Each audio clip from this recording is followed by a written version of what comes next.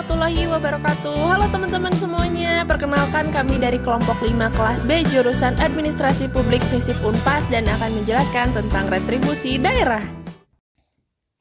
Nah, yang pertama teman-teman kita harus tahu dulu apa sih pengertian dari retribusi daerah itu sendiri. Nah, dilansir dari website repositori Unpas, menurut Nasrun dalam buku Riwokaho tahun 2003 halaman 171, bahwa retribusi daerah adalah pungutan daerah sebagai bayaran pemakaian atau karena memperoleh jasa pekerjaan, usaha, atau milik daerah untuk kepentingan umum, atau karena jasa yang diberikan oleh daerah baik langsung maupun tidak langsung. Nah, selain menurut Nasrun, ada juga menurut Mariot Siahaan. Ia memaparkan bahwa retribusi adalah pembayaran wajib dari penduduk kepada negara karena adanya jasa tertentu yang diberikan oleh negara bagi penduduknya secara perorangan. Nah, teman-teman, selain menurut para ahli, pengertian retribusi ini juga dijelaskan di dalam Undang-Undang Nomor 34 Tahun 2000 tentang pajak daerah dan retribusi daerah. Nah, tepatnya pasal 1 angka 26 menjelaskan bahwa retribusi daerah adalah pungutan daerah sebagai pembayaran atas jasa atau pemberian izin tertentu yang khusus disediakan dan atau diberikan oleh pemerintah daerah untuk kepentingan orang pribadi atau badan. Masih dari sumber yang sama, teman-teman, ternyata retribusi daerah itu memiliki ciri-ciri, dan dari repositori Unpas ini ada 5 ciri-ciri retribusi daerah. Yang pertama, retribusi merupakan pungutan yang dipungut berdasarkan undang-undang dan peraturan daerah yang berkenaan. Artinya apa? Artinya, retribusi daerah yang dipungut oleh pemerintah daerah itu harus sesuai dengan ketentuan yang telah ditetapkan di undang-undang dan di peraturan daerahnya masing-masing. Lalu yang kedua, teman-teman, hasil penerimaan retribusi masuk ke kas pemerintah daerah.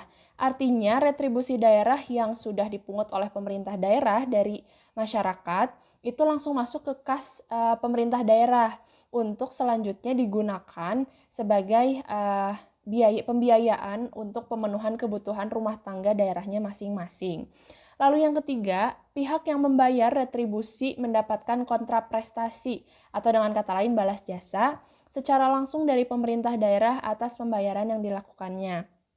Jadi dalam hal ini, pihak yang membayar retribusi itu kan masyarakat.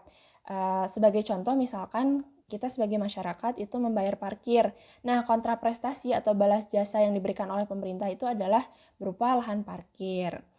Lalu yang keempat, retribusi terutang apabila ada jasa yang diselenggarakan oleh pemerintah daerah yang dinikmati oleh orang atau badan. Dan yang terakhir nih teman-teman, yang kelima, sanksi yang dikenakan pada retribusi adalah sanksi secara ekonomis. Maksudnya apa? Sanksi secara ekonomis itu yang tidak membayar retribusi maka tidak akan memperoleh jasa yang diberikan oleh pemerintah atau yang diselenggarakan oleh pemerintah. Objek dan golongan retribusi.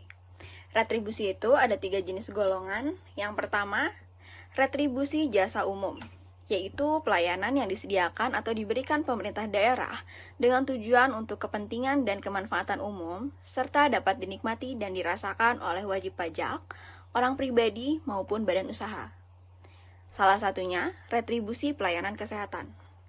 Yang kedua, retribusi jasa usaha, yaitu pelayanan yang disediakan oleh pemerintah daerah berdasarkan prinsip komersial yang meliputi pelayanan dengan menggunakan atau memanfaatkan kekayaan daerah yang belum dimanfaatkan secara optimal.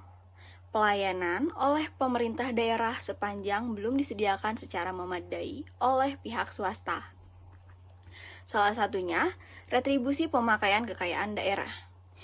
Yang ketiga, retribusi perizinan tertentu, yaitu pelayanan perizinan tertentu yang diberikan oleh pemerintah daerah baik kepada orang pribadi maupun badan usaha yang ditujukan untuk pengaturan dan pengawasan atas aktivitas pemanfaatan ruang, penggunaan sumber daya alam, barang, sarana dan prasarana, atau fasilitas tertentu guna melindungi kepentingan umum dan menjaga kelestarian lingkungan. Salah satunya, retribusi izin mendirikan bangunan. Nah, ada 3 kriteria dari retribusi daerah. Yang pertama ada dari retribusi jasa umum. Kemudian yang kedua ada dari retribusi jasa usaha. Dan yang ketiga ada dari retribusi perizinan tertentu. Nah, pertama-tama mengenai retribusi jasa umum. Retribusi jasa umum ini bersifat bukan pajak, bukan pula retribusi jasa usaha, dan bukan pula retribusi dari perizinan tertentu. Jasa yang bersangkutan ini merupakan kewenangan daerah dalam rangka pelaksanaan desentralisasi. Jasa tersebut memberikan manfaat khusus bagi pribadi tentunya, kemudian badan yang diharuskan membayar retribusi di samping untuk melayani kepentingan dan kemanfaatan umum. Kemudian jasa tersebut diberikan kepada pribadi atau badan yang membayar retribusi dengan memberikan keringanan bagi masyarakat yang tidak mampu. Kemudian retribusi jasa umum ini tidak bertentangan dengan kebijakan nasional mengenai penyelenggaraannya. Retribusi jasa umum ini dapat dipungut secara efektif dan efisien, serta merupakan salah satu sumber pendapatan daerah yang potensial. Serta pemungutan retribusi jasa umum ini memungkinkan penyediaan jasa tersebut dengan tingkat atau kualitas pelayanan yang lebih baik.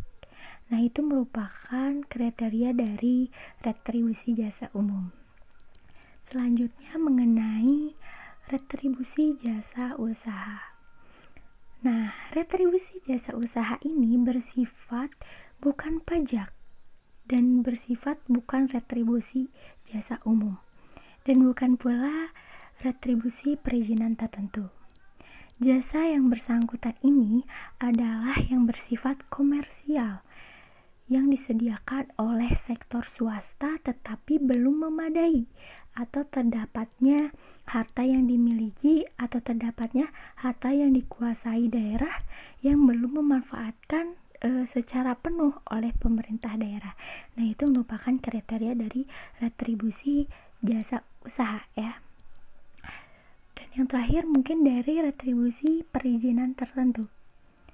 Nah, perizinan tertentu ini termasuk kewenangan pemerintah yang diserahkan kepada daerah dalam rangka asas desentralisasi.